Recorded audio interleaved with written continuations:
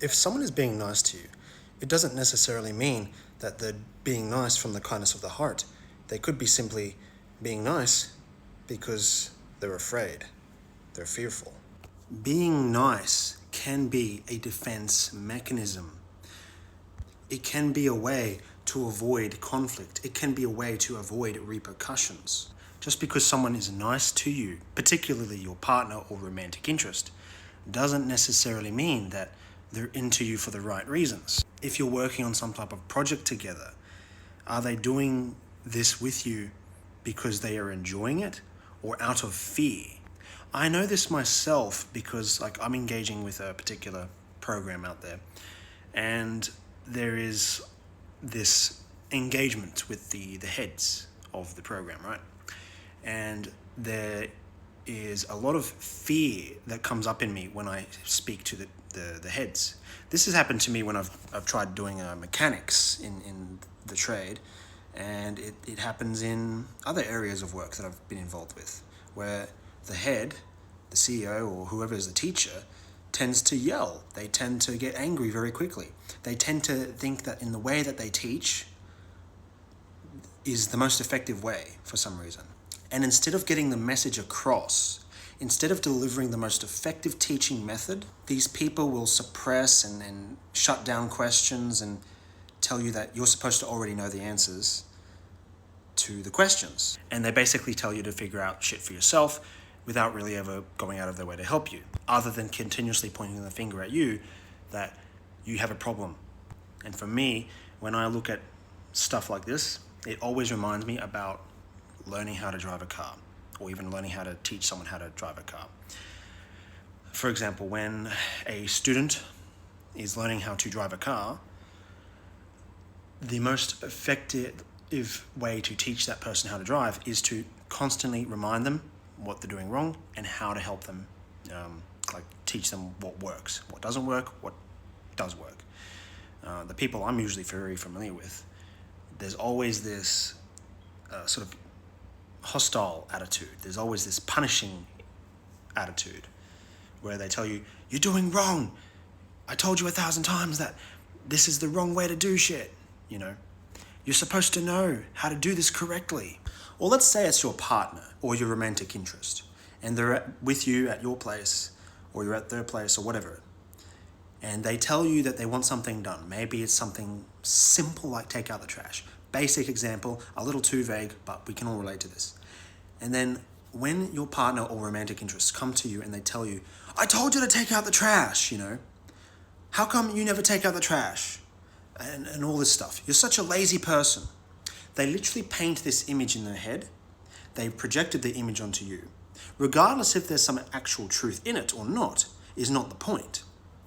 The point I'm getting across here is that your amygdala has been alarmed. It's been activated. It's been stimulated. Your amygdala is in the back part of your brain. The reptilian brain, you could say, where you are now, instead of focusing on the message or the thing that you need to learn, you're now on the defense. You're now being nice because you're afraid of further repercussions. You're like, okay, you're compliant. You could respond in a completely different manner. You could be fawning, you could be fleeing, any of the F3, F4 responses. For me, it could be being nice or abandoning ship and returning later, And sure, there's some ego involved, but that's not the point. The point is your amygdala has been activated, and because your amygdala has been activated, how are you supposed to learn when it's not being calmed down? When, this is very normal in the breakdown of marriages and relationships. Because often you might be trying to tell your partner something, and they won't be able to get the message absorbed. Your message, if you're the one doing this, shouting or lecturing, your message will not be able to be delivered because in the partner's mind or the recipient's end, the amygdala is activated. They're on their toes, they're on eggshells, wondering what's going to happen next. Are you going to bash me or something? Are you going to block me? What's happening next? That's what's on their mind. They're not even focusing on what you're actually trying to tell them. And this happens lightning fast, in the blink of an eye, like literally, as fast as the eye blinks, that's what happens. And in people in the so-called borderline personality disorder realm, let's not diagnose ourselves, but the concept is exactly the same. The so-called splitting is no different than any normal person. Sure, it could be more extreme, but the process and how this functions is exactly the same. The amygdala has been activated, you're looking at different extremes, and your attention is completely focused on that. It shouldn't be focused on that, but unfortunately, it very easily can be. And so, yeah, if your partner, or even you yourself, if you relate, you'd be trapped in this feeling of fear. And so I just find this very interesting. Now, you don't necessarily even have to yell or be angry to necessarily activate the amygdala in this way. You could simply invite this person to talk to you, even if there's accompanying people with you, with the intention of making the environment comfortable. But that number of people, that invitation alone activates the amygdala. In their head, they might be thinking, are you going to punish me, threaten me, give me repercussions for not adhering to a very specific thing that you told me about or whatever? That's the point I'm trying to get across, is that in a split second, a person can feel a lot of fear, and it can be in relation to literally anything. And so, yeah, when I said at the start of this video that a single action can be brought about by any reason, right? There's like multiple reasons, So just really important to think about if you want to understand where the other party is coming from.